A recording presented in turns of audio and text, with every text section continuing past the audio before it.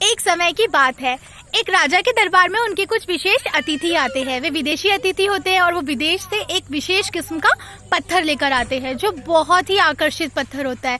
राजा उस पत्थर को जैसे ही देखते हैं वो बहुत प्रसन्न हो जाते हैं और अपने मंत्री को आदेश देते हैं कि इस पत्थर से जल्द ही एक मूर्ति बनवाई जाए और जो आने वाली पूजा है उसमें हम इस मूर्ति को स्थापित करेंगे। और वो पूजा एक हफ्ते के बाद ही होने वाली होती है, तो वो कहते हैं कि एक हफ्ते के अंदर ये मूर्ति बन जानी चाहिए। और जो मूर्तिकार इस मूर्ति को बनाएगा उसे मैं 5000 जो मुहर है वो तोहफे में दूंगा, उपहार में दूंगा। तो मंत्री जैसे ही राजा का ये आदेश सुनते हैं वो अपने काम में जुट जाते हैं। उनके राज्य का जो सबसे अच्छा मूर्तिकार होता है वे उसके पास जाते हैं और उसे बताते हैं कि आपको एक हफ्ते के अंदर ये मूर्ति बनानी है और मूर्ति बनाने के बाद आपको 5000 रुपए का इनाम दिया जाएगा। तो वो पत्थर जब उसे देते हैं तो मूर्तिकार तुरंत अपने काम में जुट जाता है। वो उसे तोड़ने का प्रयत्न करने लगता है कि जिससे कि वो मूर्ति बना सके।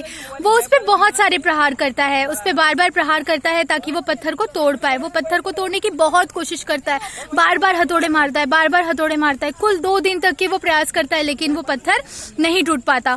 फिर वो सोचता है कि मैं तो इतनी कोशिश कर रहा हूँ पर ये पत्थर नहीं टूट रहा। फिर वो मंत्री को बोल देता है जाके कि आप किसी और को ये दे दीजिए काम, क्योंकि ये मुझसे नहीं हो पाएगा। मैंने बहुत कोशिश की पर ये मुझसे नहीं हो पा रहा है। मंत्री कहता है आप एक और बार कोशिश करके देखो, क्योंकि आप यहाँ के सबसे अच्छे कलाकार हैं, सबसे अच्छे मूर्तिकार हैं, इसलिए ये काम मैंने आपको सौंपा है।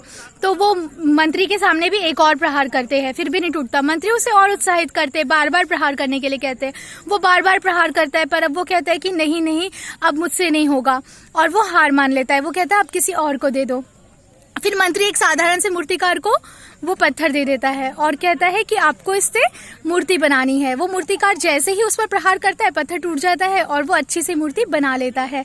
तो ये साधारण सा मूर्तिकार भी 5000 रुपए जीत जाता है। बल्कि वो जो विशेष मूर्तिकार था, जो मतलब अपने काम में उसको विशेषता प्राप्त थी, वो मूर्तिकार कुछ नहीं कर पाता और वो हार मान लेता है। तो हमें इस कहानी से क्या सीख मिलती है? आपका एक प्रयत्न भी आपको जीत की मंजिल तक पहुंचा सकता है, इसलिए कभी भी हार नहीं मानना चाहिए। जब तक कि आपको जीत हासिल ना हो प्रयत्न करते रहना चाहिए।